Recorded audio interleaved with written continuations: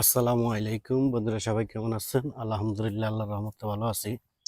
আজকে আমাদের কবরস্থানে প্রচুর ঘাস হয়ে গেছে। তো সেই জায়গায় আসলাম ওষুধ দেওয়ার জন্য, যাতে ঘাসগুলা মরে যায়। যার কারণে এর আগে দিছিল ওই লগের এক চাচায়, তো চাচার টাকার কারণে আর দিতে পারে নাই। এই যে যতটুক দিয়েছে অতটুক মরে গেছে। চাচার কাছে টাকা নাই, তার জন্য ওষুধ আনতে পারে না, দিতে পারে না। তো আজকে আমি ওষুধ নিয়ে আসলাম আলহামদুলিল্লাহ। তো বাকি যেটুকু বাকি আছে চাচা দিয়েছে, মোটামুটি খারাপ না, ভালোই দিয়েছে, ভালোই দিয়েছে। তো আজকে যেটুকু বাকি আছে